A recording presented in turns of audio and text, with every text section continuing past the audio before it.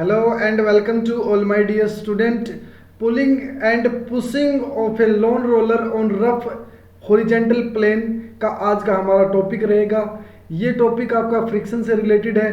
भाई आपने किसी को पुल करना है या पुश करना है किसी रोलिंग लॉन को, तो आपको देखते हैं भी वहाँ पर क्या रिजल्ट मिलने वाला है। फोर्स ज़्यादा रहेगा या कम रहेगा, किस में ज़्यादा फोर्स लगाना पड़ेगा, किस केस में कम फोर्स लगेगा, आज उसके बारे में बात करेंगे। देखो फ्रिक्शन के सभी एप्लीकेशंस का आज काम करने वाले हैं भी क्या क्या एप्लीकेशन होगी। सबसे पहले करते हैं भाई पुलिंग द लॉन रोलर। अब देखो एक लॉन रोलर लेंगे जिसका मास m होगा, रफ हॉरिजॉन्टल सरफेस रहेगा हमारे पास, ठीक है। और उसको सबसे पहले क्या करेंगे, पुल करेंगे। उसको सबसे पहले क्या करेंगे, पुल करेंगे और एक बार पुश करेंगे। फिर देखेंगे दोनों में कि फोर्स कौन से में ज़्यादा लग रहा है कौन से में कम लग रहा है, ठीक है। तो सबसे पहली बात देखो, अगर आपने पुश किया इसको, आपने क्या कर रहा है, देखो आप क्या कर रहे हो, पुश कर रहे हो। F देखो F फोर्स से आपने पुल कर लिया, देखो ये फोर्स आपने पुल कर लिया इसको। अब ये F फोर्स से आप पुल कर रहे हो ना, तो ये F फोर्स आपका एक हॉरिजॉन्टल कंपोनेंट में टूट जाएगा F cos थीटा और एक वर्टिकल कंपोनेंट में टूट जाएगा F sin थीटा। अब ये देखो ये जो आप पुल कर रहे हैं ना जिस फोर्स से, ये F cos थीटा से आगे चलाएगा इसको और F sin थीटा से इसको ऊपर उठाएगा। क्या करेगा, ऊपर उठाने का काम करेगा।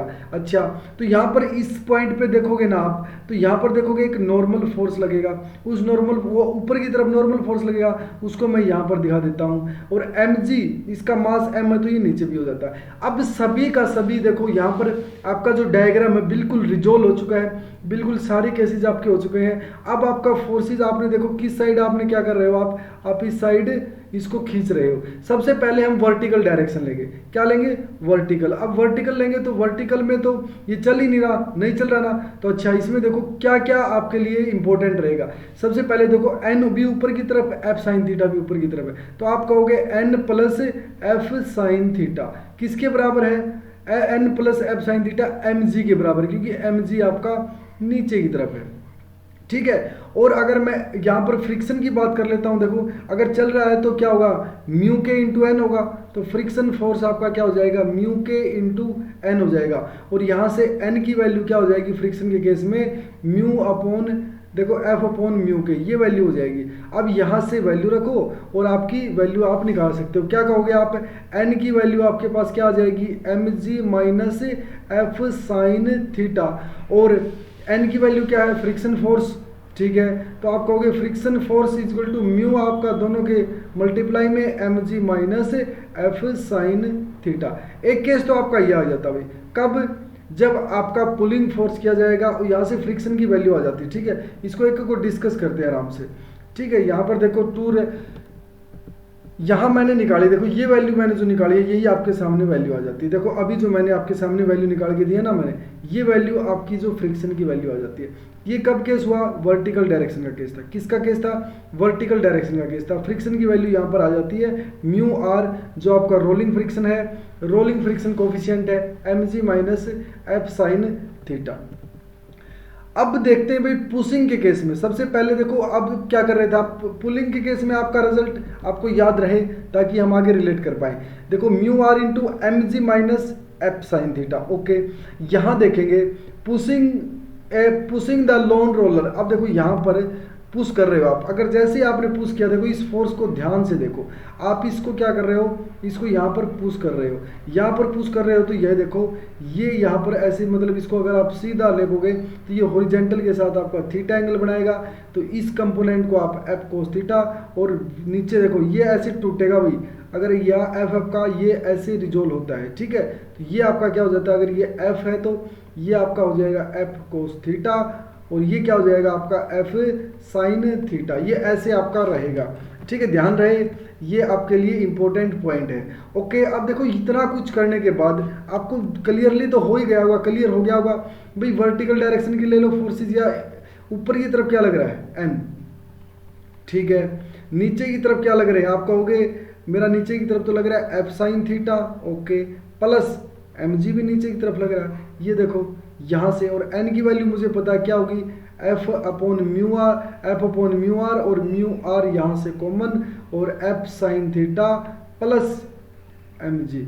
अब यहाँ देखो यहाँ ज़्यादा फोर्स लग रहा है क्योंकि यहाँ देखो सभी क्वांटिटीज ऐड हो रही हैं, क्या हो रही है, ऐड। वहाँ देखोगे आप एफ की वैल्यू क्या थी आपकी, mu R M G minus F sine theta. ये देखो यहाँ पर, अब देखो यहाँ और यहाँ की कंपैरिजन में, तो आपको किसी को आप पुल करोगे ना, वहाँ आपको कम फोर्स लगाना पड़ेगा। क्या लगाना पड़ेगा, कम फोर्स लगाना पड़ेगा। देखो यहाँ वैल्यू निकाल ली है भाई, फटाफट देखो ये वैल्यू मैंने अभी निकाली।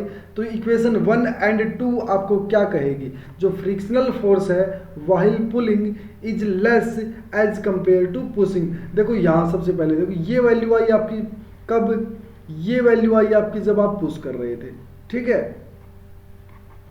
और पुल के केस में जो वैल्यू आई देखो याद रहनी चाहिए भाई, फटाफट देखो F is equal to mu R और क्या कहोगे F sine theta M G minus F sine theta. ये वैल्यू देखो इसमें क्या है, ये तो बिल्कुल कम वैल्यू हो जाएगी, कम वैल्यू की तो फ्रिक्शन फोर्स कम लगेगा, तो ये हो जाएगा फ्रिक्शनल फोर्स होगा वो कम होगा कब, देन वाइल देखो यहाँ पुशिंग के केस में, अच्छा जो फ्रिक्शनल फोर्स है is less than while pushing. हाँ देखो पुलिंग के केस में आपका तभी तो क्या हो जाएगा, कम हो जाएगा एज कंपेयर टू पुशिंग। तो मतलब इट इज ईजियर, ये बहुत ही इजी रहेगा किसी बॉडी को पुल करना एज कंपेयर टू पुश करने के। पुल करने में बहुत कम फ्रिक्शन फोर्स लगता है एज कंपेयर टू पुश। तो ध्यान रहे भाई, फ्रिक्शन फोर्स आपको कम से कम लगाना है तो बॉडी को क्या करना पड़ेगा, पुल करना पड़ेगा, ठीक है। तो यहाँ से देखो मेरा यहाँ पर मानना है, आप देखोगे कि रेल का इंजन पीछे की आगे से खींचता है, पुल करता है, अदरवाइज वो पीछे से क्या कर सकता था, पुश भी तो कर सकता था। इसलिए यहाँ देखो वहाँ पर क्यों, क्योंकि फ्रिक्शन फोर्स कम हो, वहाँ पर क्या हो, फ्रिक्शन फोर्स कम हो। ये पॉइंट ध्यान रखना, किसी चीज़ को आप पुल करोगे ना एज कंपेयर टू पुश करना, वहाँ पर आपका फ्रिक्शन फोर्स कम रहेगा और ज़्यादा से ज़्यादा आप उसको ज़्यादा खींच पाओगे। ये आपके लिए पॉइंट रहेगा, ठीक है। तो कुछ MCQs देख लेते हैं भाई। Pulling of A lawn roller, देखो यहाँ पर ये आपके लिए मतलब आपको क्या करना है, देखो pulling of A lawn roller is easier than pushing. क्यों इजी रहेगा, ये देखो यहाँ पर हमें 4 जो ऑप्शन दिए हुए इनको पढ़ते हैं कि वेट ऑफ द रोलिंग, जो weight of the roller get decreases when it is pulled. देखो अब जो मेन जो फंडा रहेगा ना आपका, देखो मैं आपको बताता हूँ, जो वर्टिकल कंपोनेंट है ना उसका मेन रोल होता है, जैसे आपका एफ साइन थीटा है, नॉर्मल है, उनका मेन रोल होता है, ठीक है। तो आप देखोगे कि जो यहाँ अगर जो वर्टिकल कंपोनेंट है वो एक वर्टिकल कंपोनेंट उसको ऊपर उठाने का काम करता है, और ऊपर उठाने का काम करेगा तो उनके बीच में जो आपने माइक्रोस्कोपिक व्यू देखा था ना, तो ऊपर की तरफ उनके बीच में जो गैप है वो कम कर देता है, और एक प्रेस करोगे ना तो वर्टिकल कंपोनेंट क्या हो जाता है, ऐड हो जाता है mg के साथ। हाँ तो यहाँ आप देखोगे जो वर्टिकल कंपोनेंट है ना पुलिंग फोर्स का, जो आप खींच रहे हो पुलिंग फोर्स का, वो क्या हो जाता है, डिक्रीज हो जाता है, मतलब अपवर्ड की तरफ एक्ट करता है। मैंने कहा ना आपका अपवर्ड की तरफ एक्ट करता है, और देयर वो डिक्रीज द फ्रिक्शनल फोर्स, और वही क्या करता है आपका फ्रिक्शनल फोर्स कम करने का काम करता है, ठीक है। दूसरा क्वेश्चन और देखते हैं भाई, coefficient of static friction is, भाई आप फटाफट बताओ। देखो कोफिशिएंट ऑफ स्टैटिक फ्रिक्शन क्या रहेगा, ऑलवेज यूजुअली रहेगा। देखो मैं नहीं कहूँगा कि भाई मतलब हमेशा आपका मतलब कम रहेगा, लेकिन यूजुअली बोल सकते हो आपकी जो कोफिशिएंट ऑफ स्टैटिक फ्रिक्शन है नहीं वो क्या रहेगा, लग यूजुअली 1 हो सकता है, 1 से ज़्यादा भी हो सकता है, ऐसी कोई बात नहीं कि भी ना हो, ठीक है।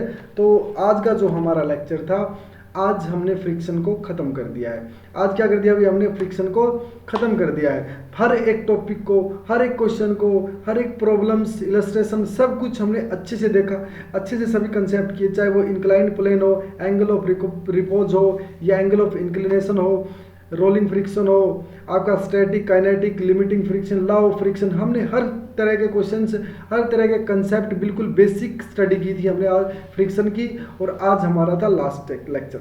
अगले लेक्चर में बात करेंगे सर्कुलर मोशन के बारे में बात करेंगे, और वो भी बहुत इंपॉर्टेंट लेक्चर है आपके लिए, बहुत इंपॉर्टेंट लेक्चर है। आई होप फ्रिक्शन आपको समझ में आया होगा, और किसी बच्चे ने अभी तक चैनल को सब्सक्राइब नहीं किया तो चैनल को सब्सक्राइब कर लो भाई, ताकि आने वाली वीडियोज़ की नोटिफिकेशन आपको मिलते रहे। मिलते हैं अगले लेक्चर के अंदर, तब तक के लिए बहुत बहुत धन्यवाद। Thank you so much.